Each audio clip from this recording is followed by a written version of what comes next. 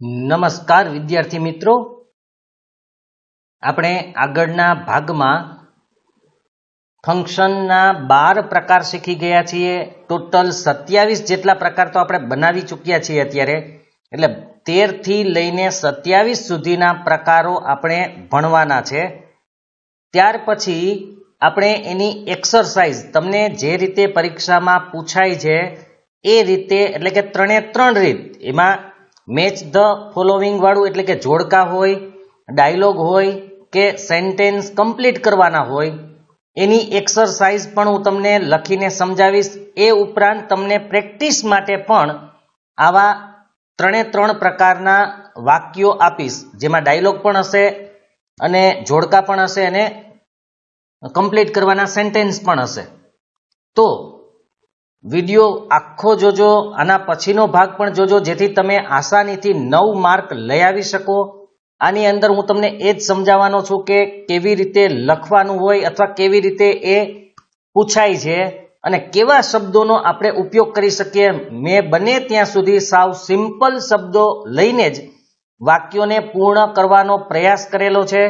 તો આખો વિડીયો જોજો અને પસંદ પડે તો લાઈક કરજો, શેર કરજો અને જે વિદ્યાર્થી મિત્રોએ ચેનલને સબસ્ક્રાઇબ ન કરેલી હોય સબસ્ક્રાઇબ કરજો, અન્ય મિત્રોને પણ કરાવજો. અને જો તમને કંઈ ન સમજાતું હોય તો તમે કોમેન્ટમાં પ્રશ્ન પૂછજો. તો આપણે ચાલુ કરીએ. તો ફંક્શનની આપણે વાત થઈ હતી, જે પ્રકાર છે આમાં હજુ કદાચ ઓછા હોય તો વધારે પણ મેં લખેલા છે. આ બધા ફંક્શન્સના પ્રકાર છે જે તમે જોઈ શકો છો. એ ઉપરાંત પણ મેં ઘણા બધા લખેલા છે, તો એની જ આપણે વાત કરશું. આપણે 12 સુધી જોયા હતા, આજે આપણે 13 થી શરૂઆત કરીએ. તો 13મું છે મેકિંગ રિક્વેસ્ટ. મતલબ કે આપણે કોઈને વિનંતી કરવી. મેક એટલે બનાવવી, અહીંયા પણ આપણે કરવાના અર્થમાં છે. કારણ કે ઘણી વખત વિદ્યાર્થીઓને એનો અર્થ જ સમજાતો ન હોય, તો એ વાક્ય પૂરું કરવાનું અથવા તો જોડકા કેવી રીતે જોડવા એ એમને ખબર નહીં પડે. તો એટલા માટે દરેકનો અર્થ પણ હું સમજાવીશ કે એમાં શું કહેવા માંગે છે, તમારે શું કરવાનું હોય છે અને કેવા શબ્દોનો આપણે ઉપયોગ કરી શકીએ છીએ. તો આ ફંક્શનમાં તમારે કોઈ પણ કાર્ય માટે કે કોઈ પણ માહિતી જાણવા માટે વિનંતી કરવાની હોય છે. આ માટે તમે વુડથી પ્રશ્ન પૂછી શકો છો. મોટે ભાગે વુડથી જ પ્રશ્ન હશે, કારણ કે કોઈ પણ કાર્ય માટે કે કોઈ પણ માહિતી મેળવવા માટે તમારે વિનંતી કરવાની હોય છે. કારણ કે વુડથી આપણે પ્રશ્ન પૂછીએ ત્યારે એ વિનંતીના અર્થમાં જ આપણે લેવાનો હોય છે. અને સામાન્ય રીતે આ જે વાક્ય છે એ પ્રશ્નાર્થ વાક્ય હોય છે. તમે જ્યારે વાક્ય પૂર્ણ કરશો તો એ પ્રશ્નાર્થના રૂપમાં જ પૂર્ણ કરવાનું હોય છે. તો આપણે કેવી રીતે વાક્ય આપેલું હોય પરીક્ષાની અંદર અને સૂચના કેવી રીતે લખેલી હોય એ આપણે જોઈએ. તો સૌથી પહેલા I can't find the answer of this question, પછી ખાલી જગ્યા આપેલી હશે અને મેકિંગ રિક્વેસ્ટ એટલે કે તમારે અહીંયા રિક્વેસ્ટ બનાવવાની છે, લખવાની છે, રિક્વેસ્ટ કરવાની છે. અર્થ શું છે પહેલા એ સમજી લ્યો. આઈ કાન્ટ ફાઇન્ડ, હું શોધી શકતો નથી, ધ આન્સર એટલે કે જવાબ, ઓફ ધીસ ક્વેશ્ચન, આ પ્રશ્નનો જવાબ હું શોધી શકતો નથી. હવે આપણે જો એ પ્રશ્નનો જવાબ શોધી શકતા ન હોય અને કોઈને રિક્વેસ્ટ કરવાની છે તો શેની રિક્વેસ્ટ કરીએ આપણે? જવાબ શોધી આપવાની. તો પ્રશ્ન એટલે કે કેવી રીતે પૂછવો, મતલબ કે વાક્ય પૂર્ણ કેવી રીતે કરવું? તો would you help me in finding the answer. Find એટલે શોધવું. જો વુડ યુ હેલ્પ, તમે મારી મદદ કરશો, વુડ યુ હેલ્પ મી, તમે મારી મદદ કરશો, ઇન ફાઇન્ડિંગ એટલે કે શોધવામાં, ધ આન્સર એટલે કે જવાબ, તમે મારી જવાબ શોધવામાં મદદ કરશો. તો આ રીતે તમારે પૂરું કરવાનું છે. જ્યારે પણ મેકિંગ રિક્વેસ્ટ આવે ત્યારે વુડ તો તમારે લખવાનું જ છે. પછીનું જે વાક્ય છે એ આના ઉપરથી લખવાનું. આગળ તમને કયા પ્રકારનું વાક્ય આપ્યું છે એ મુજબ લખવાનું છે. બાકી જ્યારે શરૂઆત કરો ત્યારે વુડથી જ શરૂઆત કરવાની છે, આ યાદ રાખજો. ત્યાર પછી 14મો પ્રકાર છે ઇન્ડિકેટિંગ કોન્ટ્રાસ્ટ અથવા શોવિંગ કોન્ટ્રાસ્ટ અથવા ડિસ્ક્રાઇબિંગ કોન્ટ્રાસ્ટ. હવે યાદ રાખજો, ડિસ્ક્રાઇબિંગ અને શોવિંગ બેમાંથી કોઈ પણ એક શબ્દ હોય, પણ તમારે જે શબ્દ પકડવાનો છે એ પાછળનો છે કોન્ટ્રાસ્ટ. કોન્ટ્રાસ્ટ એટલે વિરોધાભાસ. વિરોધાભાસ કોને કહેવાય? બે અલગ અલગ પરિસ્થિતિ હોય, વિરોધી પરિસ્થિતિ હોય, એની વાત આ ફંક્શનમાં કરવામાં આવે છે. ખાસ યાદ રાખજો, કોન્ટ્રાસ્ટનો મતલબ છે વિરોધી ભાવ. બંને ભાવ એકબીજાથી પરસ્પર અલગ હોય, વિરોધી હોય, એવા ભાવની એવી પરિસ્થિતિઓની વાત છે એ આ ફંક્શનમાં કરવામાં આવે છે. આ માટે તમે though, although, but, at, still, even if આવા શબ્દોનો ઉપયોગ કરી શકો છો. તમે આવા કોઈ પણ શબ્દ વાપરી શકો. આ બધાનો અર્થ થાય પણ, છતાં પણ. એટલે એનો મતલબ જ એ છે કે વિરોધી ભાવ બતાવે છે. જેમ કે હું તમને ગુજરાતીમાં એક ઉદાહરણ આપું કે તે વૃદ્ધ હોવા છતાં ઝડપથી ચાલી શકે છે, અથવા છતાં પણ. તો બે વિરોધી ભાવ છે. એક વૃદ્ધ છે અને છતાં ઝડપથી ચાલી શકવું, તો વિરોધી ભાવ છે. વૃદ્ધ હોય ધીમેથી ચાલતા હોય, પણ આ ઝડપથી ચાલે છે, માટે વિરોધી ભાવ છે. તો અહીંયા આપણે વિરોધી ભાવ દર્શાવવાનો છે કે તેમણે પરીક્ષામાં જરા પણ વાંચ્યું ન હતું, છતાં પણ સારા માર્ક લઈ આવ્યો. તો એ પણ વિરોધી ભાવ છે, કારણ કે વાંચે નહીં તો માર્ક ન આવે, પણ ન વાંચવા છતાંય માર્ક આવ્યા, તો એ વિરોધી ભાવ થઈ ગયો. તો આવી જુદી જુદી પરિસ્થિતિઓની આપણે વાત કરવાની હોય.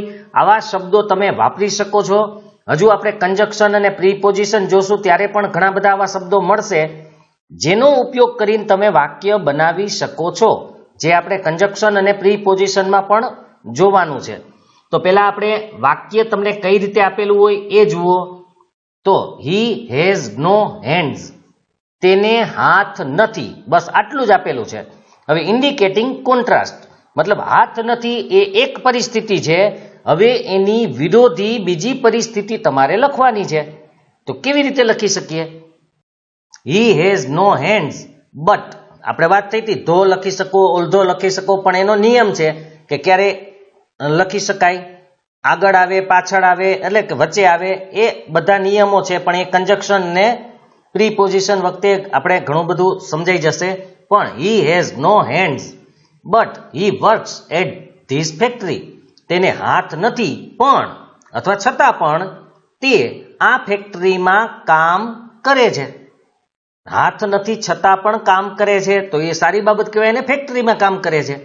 તો આ વિરોધી ભાવ છે. એટલે જ્યારે પણ ઇન્ડિકેટિંગ કોન્ટ્રાસ્ટ આવે અથવા ડિસ્ક્રાઇબિંગ કોન્ટ્રાસ્ટ આવે, શોવિંગ કોન્ટ્રાસ્ટ આવે, ત્યારે તમારે વિરોધી ભાવ લખવાનો હોય છે. તો આ રીતે બટ કરીને, તમે સ્ટીલ કરીને, એટ કરીને, ધો, ઓલ્ધો, કોઈ પણ રીતે લખી શકીએ છીએ. એ આપણે એક્સરસાઇઝમાં ઘણા બધા બીજા વાક્યો આવશે, એટલે તમને વધુ ખબર પડશે. યાદ રાખજો, ખાલી આટલી માહિતી મેળવવાથી તમને વધારે નહીં સમજાય. આ તમારી ખાલી સમજણ એટલા માટે છે કે કયા શબ્દનો કયો અર્થ હોય, કેવી રીતે પૂછાય અને લખવું કેવી રીતે. પણ વાક્યો બદલશે, એનો ભાવ બદલશે, ત્યારે તમારે કેવી રીતે લખવા એ તમને એક્સરસાઇઝ સમજશો તો જ આવડશે. એટલે આના પછીનો જે વિડીયો છે એ તમારે જોવો પડશે. તો હવે આપણે આગળની વાત કરીએ 15માની, ડિસ્ક્રાઇબિંગ કન્ડિશન અથવા તો શોવિંગ કન્ડિશન. કન્ડિશન મતલબ શરત. તમને કોઈ પણ શરત જ આપેલી હશે, તો આ ફંક્શનમાં તમને શરત આપેલી હોય છે, જે તમારે પૂર્ણ કરવાની હોય. શરત આપેલી હશે પણ અધૂરી હશે, જે તમારે પૂરી કરવાની હોય છે. કે આપણે એમ કહી શકીએ, જો તમે મહેનત કરશો તો પરીક્ષામાં સફળ થશો. તો જો તમે મહેનત કરશો, પછી વાક્ય અધૂરું હશે. તો અહીંયા આપણે ગુજરાતીમાં એટલા માટે કે તમે સરળતાથી સમજી શકશો, પછી ઇંગ્લિશમાં સમજવાનું છે. તો અડધી શરત આપેલી હોય, એ શરતને આપણે પૂર્ણ કરવાની છે. એના માટે તમે ઇફ, અનલેસ, અધરવાઇઝ આવા શબ્દોનો ઉપયોગ કરી શકો છો. કયા શબ્દનો કેવી રીતે ઉપયોગ કરવો એ પણ આપણે જોઈ લઈએ. તમને આપેલું હશે ખાલી જગ્યા, India will win the match, describing condition. હવે અહીંયા અડધી કન્ડિશન છે કે ભારત મેચ જીતશે, પણ ક્યારે? જો તમે એ શરત પૂર્ણ કરશો તો. તમને અડધી શરત આપેલી છે, અડધી શરત તમારે પૂર્ણ કરવાની છે કે ભારત મેચ જીતશે, પણ ક્યારે? તો આપણે અહીંયા ઇફ થી સ્ટાર્ટ કરેલું છે કે ઇફ રોહિત પ્લેઝ વેલ, જો રોહિત સારું રમે તો ઇન્ડિયા મેચ જીતશે. બરાબર યાદ રાખજો, ઇફ છે એ શરત દર્શાવવા માટે છે કે જો રોહિત સારું રમે તો ઇન્ડિયા મેચ જીતશે. આ બરાબર યાદ રાખજો. તો આ આપણે શરત અધૂરી હતી એ પૂરી કરી. ત્યાર પછી બીજું પણ છે કે કીપ કામ. કામ છે, કાલ્મ નથી, ધ્યાન રાખજો. કામ એટલે શાંત રહેવું. અહીંયા કીપ કામનો મતલબ શાંતિ રાખવી અથવા શાંતિ જાળવો. એમાં પણ ડિસ્ક્રાઇબિંગ કન્ડિશન કે કીપ કામ અધરવાઇઝ ગેટ આઉટ, કાં શાંત રહો, શાંત બેસો, અથવા તો અહીંથી ચાલ્યા જાઓ અથવા ચાલ્યા જાઓ. તો અહીંયા શરત છે કીપ કામ, શાંતિથી બેસો, આ એક છે, નહીતર ચાલ્યા જાઓ, તો એ પણ શરત છે. અધરવાઇઝ થી પૂછી શકાય. આવી રીતે ઘણા બધા શબ્દોથી શરત બનાવી શકાય, પણ આપણે મોટે ભાગે ઇફ વાળું વાક્ય વધારે સારું પડશે અને એમાં તમે સાદો વર્તમાન કાળથી લખી શકશો, કારણ કે બીજી ભવિષ્યકાળ હોય છે. કેમ કે એક શરત પૂરી થાય ત્યારે બીજી હજુ થશે, એનું પરિણામ પછી આવશે, એટલા માટે. તો બે વાક્યોમાં પહેલું વાક્ય આ જે છે એ સાદો વર્તમાન કાળ છે અને આ છે એ સાદો ભવિષ્યકાળ છે. પણ આ આજ્ઞાર્થ વાક્ય છે. તમને આગળ પણ આપણે જ્યારે વાત કરી હતી ડાયરેક્ટ ઇનડાયરેક્ટમાં, એની પહેલા આપણે કાળ શીખ્યા ત્યારે એક્ટિવ પેસિવમાં, તો આજ્ઞાર્થ વાક્યની અંદર માત્ર આટલું જ હોય છે, એમાં કોઈ કર્તા હોતો નથી. તો કીપ કામ અધરવાઇઝ ગેટ આઉટ, શાંત રહો અથવા તો જતા રહો, તો એમાં વચ્ચે અધરવાઇઝ તમને અહીંથી ખાલી જગ્યા આપેલી હોય, અધરવાઇઝ ગેટ આઉટ એટલું તમારે લખવાનું રહેશે. એટલે અહીંયા ખાસ યાદ રાખજો, અહીંથી તમે ઇફ લખી શકતા નથી, કારણ કે ઇફ આપણે આગળ મોટે ભાગે મૂકીએ છીએ, એટલે વચ્ચે અધરવાઇઝ તમે લખી શકો છો. તમારે કોઈ પણ આવા એક એક ઉદાહરણ તમે વાંચી લેશો તો એ મુજબ ખબર પડી જશે કે આના પછી આપણે એ પરિસ્થિતિ મુજબ તમારે વાક્ય લખવાનું હોય છે. તો આ રીતે તમારે શરત આવે ત્યારે પૂર્ણ કરવાની હોય છે. ત્યાર પછી 16મું છે ડિસ્ક્રાઇબિંગ રિઝલ્ટ અથવા શોવિંગ રિઝલ્ટ. રિઝલ્ટ મતલબ પરિણામ. આ ફંક્શન દ્વારા તમારે કોઈ પણ ક્રિયાનું પરિણામ દર્શાવવાનું હોય છે. એનું પરિણામ, કોઈ ક્રિયા થઈ તો એનું રિઝલ્ટ શું આવશે, એનું પરિણામ શું આવશે એ બતાવવાનું હોય છે.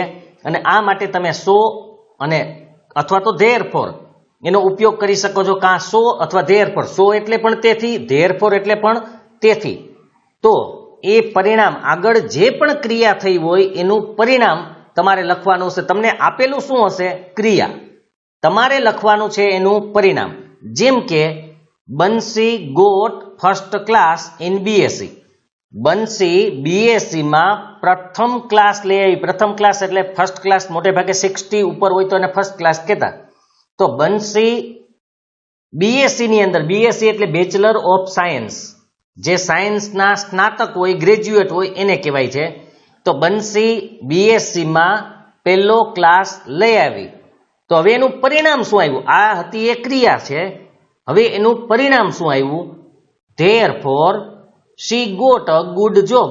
જો એને સારો ફર્સ્ટ ક્લાસ આવ્યો, સારો ક્લાસ આવ્યો, માટે એને સારી નોકરી મળી. બરાબર યાદ રાખજો, પરિણામ શું છે?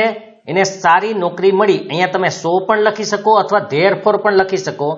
તમારે આગળનું વાક્ય જોવાનું છે કે આગળ ક્રિયા કઈ છે અને એનું પરિણામ શું આવી શકે, એ તમારે નક્કી કરવાનું હોય છે.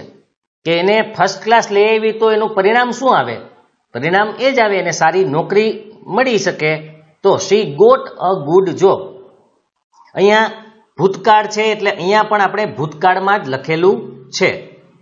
બંસી ગોટ ફર્સ્ટ ક્લાસ, બંસીએ બીએસસીમાં પ્રથમ ક્લાસ મેળવ્યો, તેથી તેને સારી નોકરી મળી. આ બંને વાક્યો ભૂતકાળના છે, સાદા ભૂતકાળના છે. તો આ રીતે તમે ક્રિયા આપેલી હોય તો એનું પરિણામ એટલે કે રિઝલ્ટ બતાવી શકો છો. તમારે એ જોવાનું છે કે આમાં રિઝલ્ટ છે કે નહીં. ખાસ યાદ રાખજો, સો અને ધેરફોર આવે, કારણ કે જોડકાઓમાં તો વાક્ય આપેલું જ હશે. તમારે ખાલી નક્કી જ કરવાનું છે. તો સો કે ધેરફોર હોય તો પરિણામ એટલે કે રિઝલ્ટ વાળું વાક્ય છે એ તમારે સમજી લેવાનું છે. હવે 17મું, જેમ આપણે રિઝલ્ટની ખબર પડી એવી રીતે આપણે રીઝનની વાત કરવાની છે. Describing reason. તો આ ફંક્શનમાં તમારે કોઈ પણ ક્રિયાનું કારણ બતાવવાનું હોય છે. આગળની ક્રિયામાં પરિણામ બતાવવાનું હતું, આનું કારણ બતાવવાનું છે. હવે આની અંદર તમને પરિણામ આપેલું હશે, કારણ પછી આપવાનું છે. બરાબર યાદ રાખજો, પરિણામ છે જ, પરિણામ પહેલા આપેલું હશે, પછી કારણ બતાવવાનું છે. આગળ કારણ પહેલા હતું, એનું પરિણામ પછી લખવાનું હતું તમારે. બરાબર યાદ રાખજો. ખાસ રિઝલ્ટમાં પહેલા કારણ હોય, પછી એનું પરિણામ હોય. રીઝનમાં પહેલા પરિણામ હોય અને પછી એનું કારણ હોય છે. એ આપણે આગળ પણ જોશું, ત્યારે વાત કરશું હજુ. આ માટે તમે બીકોઝનો ઉપયોગ કરી શકો છો, કારણ કે કારણ બતાવવા માટે બીકોઝ વપરાય છે. કેવી રીતે પૂછાય છે અને કેવી રીતે લખવું એ જુઓ. આઈ કોટ ધ ટ્રેન. મેં ટ્રેનને પકડી એટલે કઈ હાથમાં લીધી કે ખિસ્સામાં પૂરી દીધી એમ નહીં, પણ ટ્રેનમાં ચડી ગયા. ટ્રેન પકડી લેવી, આપણે કે ને બસ પકડી લેવી.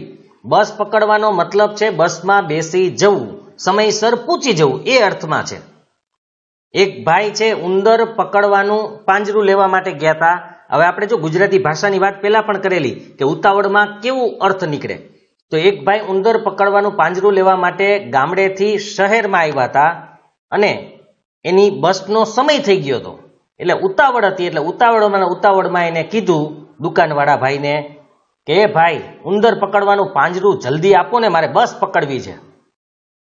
દુકાનવાળા ભાઈએ કીધું કે એવડું મોટું પાંજરું અમારી પાસે નથી. જોજો બરાબર, ઉંદર પકડવાનું પાંજરું મને જલ્દીથી આપો, મારે બસ પકડવી છે. બસ પકડવી મતલબ કે બસમાં બેસવું છે, પણ અર્થ બદલાઈ જાય. તો આઈ કોટ ધ ટ્રેન, મેં ટ્રેન પકડી. હવે કારણ તમારે બતાવવાનું છે, ડિસ્ક્રાઇબિંગ, કે શા માટે ટ્રેનને પકડી શક્યા. અહીંયા પકડી શક્યા શા માટે? તો I caught the train because I had walked very fast. કારણ કે હું ઝડપથી ચાલ્યો હતો. સ્ટેશન જવા માટે ઝડપથી ચાલ્યા હતા એટલે ટ્રેન પકડાણી. ટ્રેન પકડવી એ પરિણામ છે, પણ કારણ હતું ઝડપથી ચાલવાનું. બીજી વાત કે આ જે વાક્ય છે એ આપણે ટેન્સમાં પણ વાત કરી હતી, આમાં પણ ફરીથી વાત કરી દઉં છું કે અહીંયા કોટ એટલે સાદો ભૂતકાળ છે. તો તમારે અહીંયા પૂર્ણ ભૂતકાળ લખવો પડે, કારણ કે ટ્રેન પકડી એની પહેલાની ક્રિયા છે. આપણે વાત થઈ હતી, બે ક્રિયા હોય, એમાં એક સાદા ભૂતકાળમાં હોય અને એની પહેલા જે ક્રિયા થઈ હોય એ પૂર્ણ ભૂતકાળમાં હોય. તો ટ્રેન પકડી એની પહેલા કઈ ક્રિયા હતી? તો કે ચાલવાની, માટે એને પૂર્ણ ભૂતકાળમાં દર્શાવવાની હોય છે. વાક્ય લખતી વખતે આ પણ તમારે ધ્યાન રાખવાનું છે. એટલે જ મેં તમને કીધું તમે ટેન્સના ને એના વિડીયો જોઈ લેજો, જેથી તમને સમજવું સરળ પડે. એક્ટિવ પેસિવ ઘણા બધાનો ઉપયોગ આવશે, ડાયરેક્ટ ઇનડાયરેક્ટ બધું તમે વાંચી લેશો તો તમને ઘણું બધું સમજાઈ જશે. તો અહીંયા બીકોઝ પછી તમારે એનું કારણ બતાવવાનું હોય છે. કારણ આપણે આપણી રીતે કોઈ પણ લખી શકીએ છીએ. તો હવે આપણે જોઈએ 18મું, શોવિંગ રીઝન એન્ડ રિઝલ્ટ. આમાં બંને ભેગું છે, કારણય દર્શાવવાનું છે અને પરિણામય દર્શાવવાનું છે. તો બંને ઘણી વખત બંને પૂછે છે, પણ એક વસ્તુ યાદ રાખજો કે આમાં જેટલા પણ ફંક્શન છે બધા તમને વાક્ય પૂર્ણ કરવાનું એટલે કે કમ્પ્લીટ ધ સેન્ટેન્સમાં પૂછતા નથી. અમુક એવા પ્રકાર છે કે જે માત્ર જોડકામાં પૂછાય છે, અમુક માત્ર ડાયલોગમાં પૂછાય છે અને અમુક છે એ કમ્પ્લીટ ધ સેન્ટેન્સમાં પૂછાય છે. એટલે ત્રણે ત્રણ રીત માટે અમુક અલગ અલગ હોય છે. તો જે વાક્યો માત્ર જોડકાઓમાં પૂછાય એમાં તમારે પૂર્ણ કરવાનું ન હોય, એટલે તમને ખાલી વાક્ય કેવું હોય એ જ સમજવાનું છે. ડાયલોગની અંદર પણ તમને 4 વિકલ્પ આપેલા હોય, એની અંદર વાક્ય તો આપેલું જ હોય, તમારે ખાલી વાક્ય ગોતવાનું છે. તો એ પણ સમજવાનું જરૂરી છે. દરેકમાં વાક્ય પૂરા કરવાનું સમજવાનું નથી. તો અમુક વાક્યો મેં સીધા જ લખેલા છે, એ પણ આપણે જોશું આગળ. તો આ ફંક્શનમાં કોઈ પણ ક્રિયાનું કારણ અને તેનું પરિણામ બંને દર્શાવવાના હોય છે. આ માટે આપણે જેમ આગળ જોયું તેમ કારણનું પણ આવી જશે અને પરિણામનું બંનેનું આવશે. એટલે બીકોઝ લખશો તો કારણ આવશે, સો અને ધેરફોર લખશો તો પરિણામ આવશે. એનો ઉપયોગ કરી શકો છો. હવે કેવી રીતે લખવાનું એ પણ જોઈ લો. જો પહેલા તમને પરિણામ આપેલું હોય અને કારણ બતાવવાનું હોય તો બીકોઝ, અને કારણ આપેલું હોય અને પરિણામ લખવાનું હોય તો સો અથવા ધેરફોર. આ બરાબર યાદ રાખવાનું છે. શું આપ્યું છે એ મહત્વનું છે.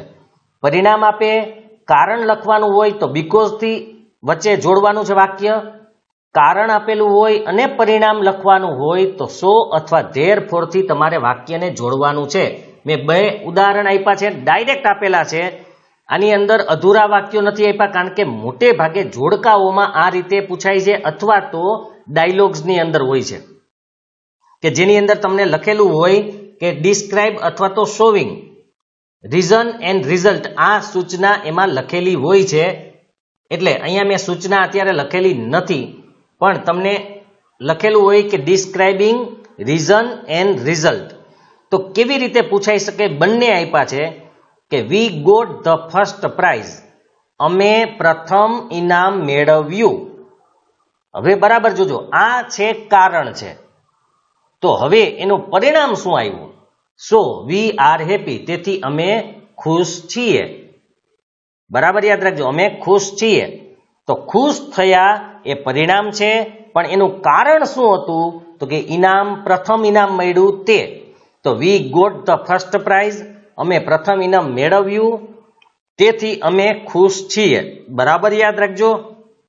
આગળનું વાક્ય છે એ સાદો ભૂતકાળ છે, પાછળ છે એ વર્તમાન કાળ છે, કારણ કે ઇનામ મળવાની ક્રિયા ભૂતકાળમાં થઈ છે અને ખુશ થવાની ક્રિયા અત્યારે વર્તમાનમાં થાય છે.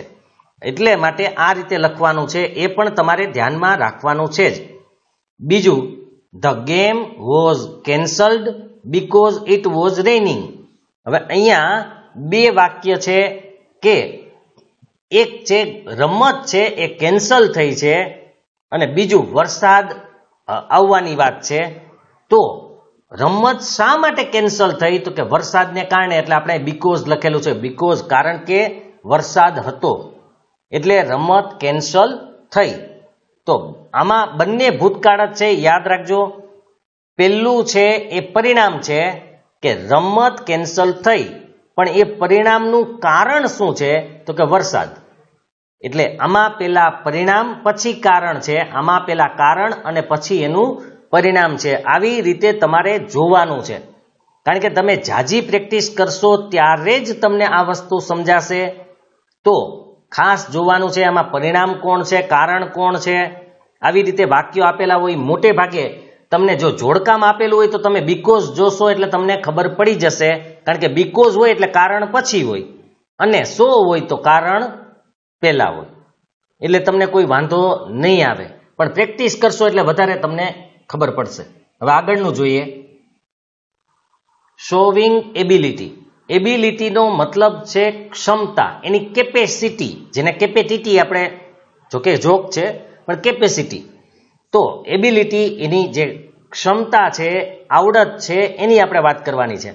તો આ ફંક્શનમાં તમારે કોઈ પણ વ્યક્તિ, પ્રાણી કે વસ્તુની ક્ષમતા બતાવવાની હોય છે, એ શું કરી શકે છે એની વાત કરવાની છે.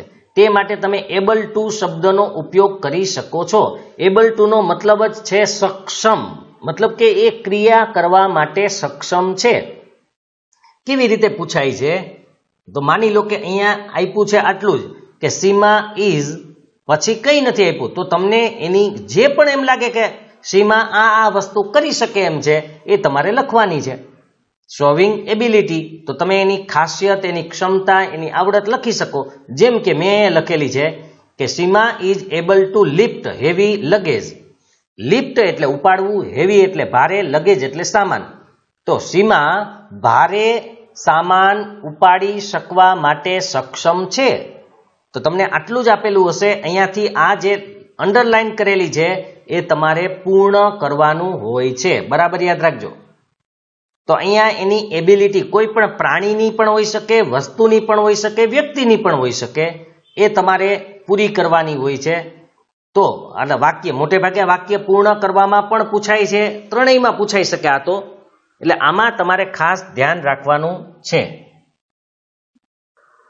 આસ્કિંગ અબાઉટ નંબર્સ, નંબરવાળા ઘણા બધા ફંક્શન છે, ધ્યાન રાખજો. કોની અંદર શું કરવાનું છે એ ખાસ મહત્વનું છે. અહીંયા મોટે ભાગે તમને આ જોડકાઓની અંદર અથવા તો ડાયલોગની અંદર પૂછે છે, એટલે તમે ડાયરેક્ટ જ વાક્ય મેં લખેલું છે, પણ ઘણી વખત એવું બની શકે કે વાક્ય પૂર્ણ કરવામાં પણ તમને પૂછી શકે. તો અહીંયા આટલું તમારી પાસે ન હોય, કદાચ હાઉ મેની અથવા તો અહીંથી ઘણું બધું વાક્ય ન હોય એવું પણ બની શકે. પણ લગભગ આવા વાક્યો મેં જેટલા પણ પેપરનો અભ્યાસ પણ કરેલો છે એ મુજબ મોટે ભાગે જોડકા અથવા ડાયલોગ્સમાં જ આપેલું હોય છે. તો આ ફંક્શનમાં તમારે કોઈ પણ વ્યક્તિ, પ્રાણી કે વસ્તુની સંખ્યા વિશે પ્રશ્ન પૂછવાનો હોય છે. એ વ્યક્તિ હોય, પ્રાણી હોય કે વસ્તુ હોય, એની સંખ્યા વિશે પ્રશ્ન પૂછવાનો હોય છે. આ માટે તમે હાઉ મેનીનો ઉપયોગ કરી શકો છો, કારણ કે સંખ્યા જાણવી હોય એટલે હાઉ મેની જ વપરાય. તો how many songs have you listened, listened નથી, ધ્યાન રાખજો, લિસન્ડ, ટી સાયલન્ટ છે. How many songs have you listened, તમે કેટલા ગીતો સાંભળ્યા છે, તમે કેટલા ગીતો સાંભળ્યા છે. મતલબ કે અહીંયા આપણે નંબર પૂછ્યા, સંખ્યા. હું તમને પૂછું કે તમે કેટલા ગીતો સાંભળ્યા છે, માની લો કે તમે 500 કહેશો, તમે એમ તો નહીં કહો ને ઘણા બધા. જોકે અહીંયા સંખ્યા જ આપવાની છે, એટલે નંબરથી પ્રશ્ન પૂછવો હોય ત્યારે નંબર એટલે સંખ્યા, તો હાઉ મેની શબ્દ વાપરવાનો છે. બીજા કોઈ પણ હોઈ શકે. હાઉ મેનીથી તમારે how many pens bought by you, તો એ પણ તમે લખી શકો, તમારા દ્વારા કેટલી પેન ખરીદાય. એ જુઓ પેસિવ વોઇસમાં મેં લખેલું છે, ગમે એમ એટલે બોલેલો છું, એક ગમે એ રીતે કે how many pens bought by you, ગમે એ કહી શકો, પેન્સિલ, કાર, બાઇક, ગમે એ ચાલે. પણ તમને વાક્ય બનાવતા આવડી જવું જરૂરી છે. અથવા તો એ વાક્ય કયા પ્રકારનું છે, હાઉ મેનીથી આવ્યું હોય તો તમારે આસ્કિંગ, અને આ પ્રશ્નાર્થ વાક્ય જ હોય, યાદ રાખજો. કારણ કે આસ્ક એટલે અહીંયા પૂછવાનું છે, સંખ્યા વિશે પૂછવાનું છે, માટે પ્રશ્નાર્થ વાક્ય જ હોય. અને હાઉ મેનીથી સ્ટાર્ટ થયું, આ એની ઓળખ છે, યાદ રાખજો. આ યાદ રાખવા માટેની રીત કે હાઉ મેનીથી સ્ટાર્ટ થાય, પ્રશ્નાર્થ વાક્ય હોય તો એ નંબર પૂછતું હોય છે. હવે આપણે આગળ જોઈએ, કમ્પેરિંગ પર્સન્સ. કમ્પેર કરવું એટલે સરખામણી કરવી, પર્સન્સ એટલે વ્યક્તિઓની. અહીંયા બે વ્યક્તિઓની સરખામણી કરવાની હોય છે, ખાસ યાદ રાખજો, બે વ્યક્તિઓની સરખામણી કરવાની હોય છે. તે માટે તમે એઝ જેવા શબ્દોનો ઉપયોગ કરી શકો. બીજા શબ્દો છે પણ આપણે બને એટલા સરળ શબ્દોની જ વાત કરીએ છીએ કે જેથી તમે લખી શકો, કારણ કે કોઈ પણ બે વ્યક્તિની સરખામણી કરવા માટે એઝ ઘણું બધું છે ઉપયોગી, તો આપણે એઝનો જ ઉપયોગ કરશું. હવે યુ આર પછી ખાલી જગ્યા લખેલું હશે કમ્પેરિંગ પર્સન્સ, તો યુ એન કોઈ અધર પર્સનને તમારે સરખાવવાનો છે. શેના માટે સરખાવવો, તો તમારે કોઈ એની એક બાબત લેવાની, જેમ કે you are as toll as Rohan, તું રોહન જેટલો જ ઊંચો છો. અહીંયા ઊંચાઈની સરખામણી કરવામાં આવી છે. તમે આમ પણ લખી શકો, you are as brilliant as Rohan, તું રોહન જેટલો જ હોશિયાર છો. ગમે તે તમે લખી શકો છો અહીંયા. તો એઝ કરીને આ રીતે તમારે લખવાનું છે. બે વ્યક્તિ છે, અહીંયા કોઈ નામ પણ હોઈ શકે કે Mohan are as toll as Rohan, Mohan Rohan જેટલો જ ઊંચો છે. તો આવા પર્સન્સની સરખામણી કરવાની હોય, કમ્પેર કરવાની હોય તો તમે અમુક વાક્ય પાકા કરી લેશો તો પણ ચાલશે. હા, ડાયલોગ્સમાં હોય તો ગોતવાના રહેશે, અને જોડકાની અંદર તમારે એ જોવાનું રહેશે, જેમાં એઝ આવતું હોય. બે વાર આવે એવું જરૂરી નથી, અમુક વાક્યોમાં એક વાર પણ હોઈ શકે. તો એવા વાક્યોને તમે કમ્પેરિંગ પર્સન્સ કહી શકો છો. ખાસ યાદ રાખજો, પર્સન્સ હોવું જોઈએ, કારણ કે હજુ આપણે વસ્તુઓ માટેનું જોવાનું છે. તો આપણે 22મો પ્રકાર એ જોઈએ, કમ્પેરિંગ થિંગ્સ. થિંગ્સ એટલે વસ્તુઓ. બે વસ્તુઓની તમારે સરખામણી કરવાની હોય છે. આગળ જોયું એ જ રીતે આમાં પણ એઝનો ઉપયોગ તમે કરી શકો છો, પણ મેં લખ્યું એટલા માટે નથી કે બંને એક જ સરખું છે. યાદ રાખજો, આગળ આપણે જેમ પર્સન્સ એટલે કે વ્યક્તિઓની સરખામણી કરી તે જ રીતે તમે વસ્તુઓની સરખામણી પણ કરી શકો છો અને એના માટે એઝનો ઉપયોગ કરી શકાય. તો અહીંયા તમને આપેલું છે your house blank comparing things. અહીંયા થિંગ્સની જ એટલે કે વસ્તુ કઈ છે તો કે હાઉસ, તો એની જ સરખામણી કરવાની છે, બાકી કોઈની કરવાની નથી. Your house is as big as my house. તમારું ઘર મારા ઘર જેટલું જ મોટું છે. તમારું ઘર મારા ઘર જેટલું જ મોટું છે. તો તમારા ઘરની અને મારા ઘરની સરખામણી અહીંયા કરેલી છે. અહીંયા પણ આપણે એઝ મૂકેલું જ છે, તો વસ્તુઓમાં પણ આ જ કરી શકીએ છીએ. બીજી ઘણી બધી આવે, જેમ કે સીતા કોયલ જેવું જ ગાય છે. તો જેવું જ એટલે એઝ અહીંયા મૂકવાનું હોય. તો તમે એ પણ લખી શકો છો. એની પ્રેક્ટિસ હું તમને એક્સરસાઇઝમાં કરાવીશ. એટલે અહીંયા સિમ્પલ વાક્યો જ અત્યારે લખેલા છે. તો હવે આપણે 23 નંબરનું ફંક્શન જોઈએ. Expressing frequency of action. બરાબર જોજો, ફ્રીક્વન્સી ઓફ એક્શન. એક્શન એટલે ક્રિયા અથવા કાર્ય, ફ્રીક્વન્સી એટલે એની આવૃત્તિ. મતલબ કે કોઈ પણ ક્રિયા કે કાર્ય કેટલી વાર થયું છે, અનેક વાર થયું છે, વારંવાર થયું છે કે નથી થયું, એ દર્શાવવા માટે એક્સપ્રેસિંગ ફ્રીક્વન્સી ઓફ એક્શન વપરાય છે. હજુ એકવાર યાદ રાખજો, એક્શન એટલે ક્રિયા અથવા તો કાર્ય, ફ્રીક્વન્સી એટલે એની સંખ્યા. કોઈ પણ કાર્ય કેટલી વાર થયું છે એ દર્શાવવા માટે એક્સપ્રેસિંગ ફ્રીક્વન્સી ઓફ એક્શન વપરાય છે. તો આ ફંક્શનમાં તમારે કોઈ પણ ક્રિયા કેટલી વાર થાય છે તે દર્શાવવાનું હોય છે.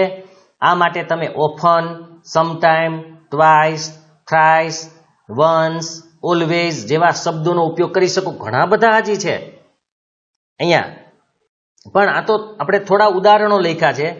અને મોટા ભાગે જ્યારે તમે એક્સપ્રેસિંગ ફ્રીક્વન્સી ઓફ એક્શનનું વાક્ય લખો ત્યારે સાદા વર્તમાન કાળમાં લખવાનું છે. આ ખાસ યાદ રાખજો. તમે એવું લાગે તો તમે જ્યારે વિડીયો જોતા હોય ત્યારે બુકની અંદર આ નોંધ કરી લેજો કે એક્સપ્રેસિંગ ફ્રીક્વન્સી ઓફ એક્શનનું વાક્ય સાદા વર્તમાન કાળમાં દર્શાવવું, જેથી તમે આવા શબ્દો વાપરી શકો. તમને ખબર હશે જ્યારે કાળ શીખાતા ત્યારે પહેલો જ હતો સિમ્પલ પ્રેઝન્ટ ટેન્સ, સાદો વર્તમાન કાળ. એમાં લખ્યું હતું કે સાદા વર્તમાન કાળની ઓળખ છે એ આવા શબ્દો છે, જનરલી, ઓફન, સમટાઈમ, ઓલવેઝ. તો આવા શબ્દો આવે ત્યારે સાદો વર્તમાન કાળ હોય. તો આમાં એ જ. હવે ઓફન એટલે આપણે ક્યારેક કહી શકાય કે વારંવાર, સમટાઈમ એટલે ક્યારેક, ટ્વાઇસ એટલે 2 વાર, થ્રાઇસ એટલે 3 વાર, વન્સ એટલે 1 વાર, ઓલવેઝ એટલે હંમેશા, નેવર, એવર, નેવર એટલે ક્યારેય નહીં, એવર એટલે સતત કહી શકાય એવું, વારંવાર જેવા શબ્દો છે. તો આવા શબ્દોનો ઉપયોગ તમે કરી શકો છો. હવે આપણે વાક્ય કેવી રીતે લખવાનું છે એની વાત કરીએ. અહીંયા આપણે આપેલું છે વાક્ય આઈ વિઝિટ ટેમ્પલ, પછી ખાલી જગ્યા. હવે અહીંયા મતલબ છે કે મંદિરની મુલાકાત લેવી. મેં મંદિરની મુલાકાત લીધી અથવા ગયો. પણ એક્સપ્રેસિંગ ફ્રીક્વન્સી ઓફ એક્શન મતલબ કે મંદિરની મુલાકાત કેટલી વાર લેવામાં આવે છે એ અહીંયા દર્શાવવાનું છે. તો ટ્વાઇસ અ ડે આપણે વાક્ય પૂરું કર્યું. આઈ visit temple twice a day. હું દિવસમાં 2 વખત મંદિરની મુલાકાત લઉં છું. બરાબર યાદ રાખજો, સાદો વર્તમાન કાળ છે, કારણ કે આપણે ખબર છે કે અહીંયા ત્રીજા પુરુષ એક વચન સિવાયના કોઈ પણ કરતા હોય તો મૂળ ક્રિયાપદ આવે. જો અહીંયા હી હોત તો તમારે વિઝિટ્સ લખવું પડત, પણ આમાં લખવાની જરૂર નથી. તો આઈ visit temple twice a day. તો આ છે એ ફ્રીક્વન્સી ઓફ એક્શન છે, મતલબ કે આ જે મંદિર જવાની ક્રિયા છે એ કેટલી વખત થાય છે તો કે દિવસમાં 2 વખત. તમે બીજા વાક્યો આગળ આપણે એક્સરસાઇઝમાં જોશું, પણ આ રીતે લખી શકો છો. પણ આ યાદ રાખવાનું, એક્સપ્રેસિંગ ફ્રીક્વન્સી ઓફ એક્શન છે, બરાબર યાદ રાખજો. હવે આગળનું જોઈએ આપણે. Showing possibility. પોસિબિલિટી એટલે જેને આપણે કહેવાય છે શક્યતા અથવા સંભાવના, જેને પ્રોબેબિલિટી પણ કહેવાય. પોસિબિલિટી એટલે શક્યતા અને પ્રોબેબિલિટી એટલે સંભાવના.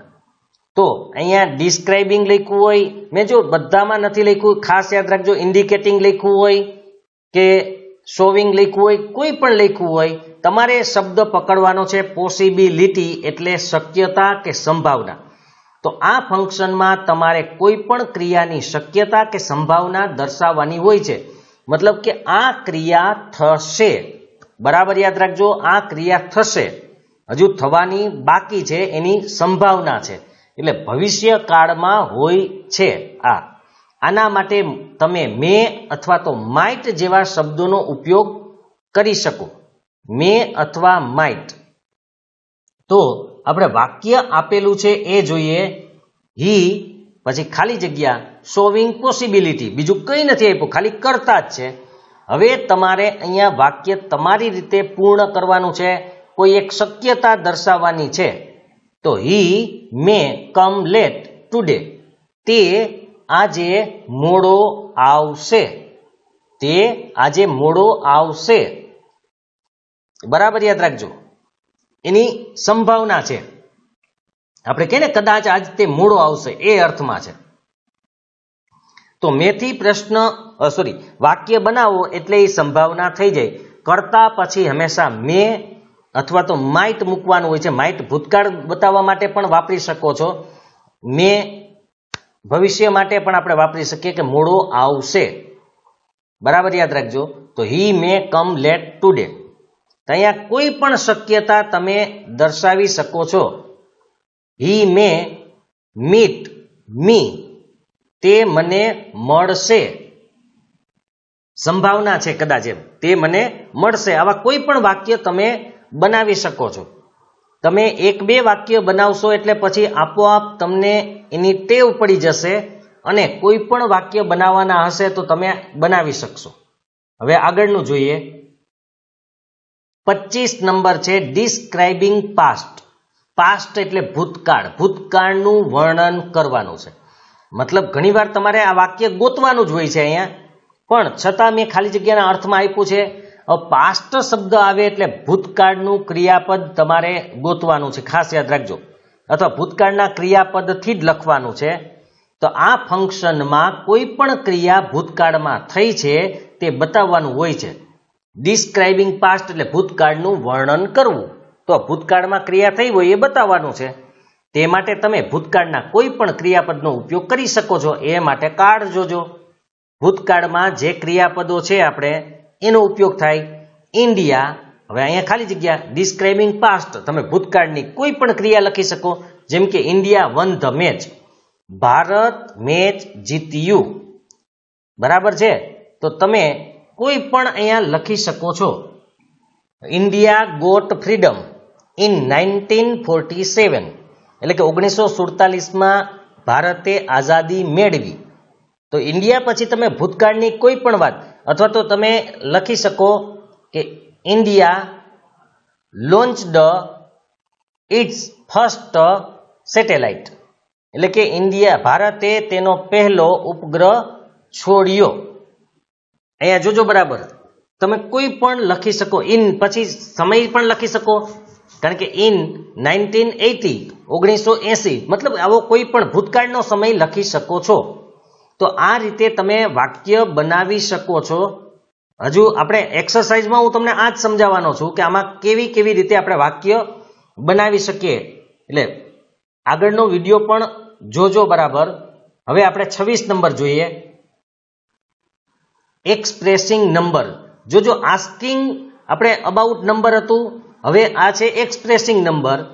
તો અહીંયા એક્સપ્રેસ કરવું, રજૂ કરવું, દર્શાવવું. નંબર એટલે સંખ્યા. આ ફંક્શનમાં તમારે કોઈ પણ વ્યક્તિ, પ્રાણી કે વસ્તુઓની સંખ્યા દર્શાવવાની હોય છે. બરાબર યાદ રાખજો. આમાં કોઈ પ્રશ્ન પૂછવાનો નથી. આની અંદર તમારે માત્ર વિધાન વાક્યમાં સંખ્યા બતાવવાની હોય છે. જેમ કે શી બોટ બ્લેન્ક એક્સપ્રેસિંગ નંબર. હવે શી બોટ, અહીંયા સંખ્યા, શી બોટ 10 પેન્સ યસ્ટરડે, ગઈકાલે તેણીએ 10 પેન ખરીદી. હવે એવું જરૂરી નથી ભૂતકાળમાં જ શી વિલ બાય, બોટનું બાય કરવું પડે કારણ કે આપણે ખબર છે ભવિષ્ય કાળમાં મૂળ ક્રિયાપદ આવે. તો she will buy 10 pens tomorrow, એટલે કે આવતીકાલે તે 10 પેન ખરીદશે. તમે કોઈ પણ આવી રીતે પેન, પેન્સિલ, મેં તમને આગળ પણ કીધું તમે આવી કોઈ પણ સંખ્યા લખી શકો છો. અહીંયા બોટ હોય, બાકી કોઈ પણ ક્રિયાપદ હોય એ મુજબ તમારે એ લખવાનું હોય છે. તો એક્સપ્રેસિંગ નંબર આવે એટલે તમારે સંખ્યા જ લખવાની છે, ખાસ યાદ રાખજો. કોઈ પણ વસ્તુની સંખ્યા, વસ્તુ પણ આપણે જ નક્કી કરવાની, મેં પેન અહીંયા નક્કી કરી એવી રીતે, પણ સંખ્યા લખવાની છે. હવે 27મું અને આપણું છેલ્લું, એક્સપ્રેસિંગ મેનર. મેનરનો મતલબ થાય રીતભાત. મતલબ કે આ ફંક્શનમાં કોઈ પણ ક્રિયા કેવી રીતે થાય છે, કેવી રીતે બને છે, એટલે કે એની રીતભાત કહેવાની છે. મતલબ કે ક્રિયા કેવી રીતે થાય છે, અને તેના માટે તમે ક્રિયા વિશેષણોનો ઉપયોગ કરી શકો છો, જેને એડવર્બ કહેવાય છે. યાદ રાખજો, ક્રિયા વિશેષણ 9મા ધોરણની અંદર તમારે આવેલું. એડવર્બ ક્રિયા વિશેષણ, મોટે ભાગે ક્રિયા વિશેષણની પાછળ એલવાય હોય જ. સ્લોવલી એટલે કે ધીમે ધીમે, સ્માર્ટલી એટલે ખૂબ જ હોશિયારીથી, કાઇન્ડલી એટલે ખૂબ જ દયાથી, માયાળુથી, સ્પીડીલી એટલે ઝડપથી, હેપીલી એટલે એકદમ ખુશ, એંગ્રીલી એટલે ગુસ્સાથી. આ ક્રિયા છે જો, કે એ કેવી રીતે ખીજાયા, તો કે ગુસ્સાથી. સેડલી એટલે દુઃખથી. તો અહીંયા આ બધા ક્રિયા વિશેષણો છે.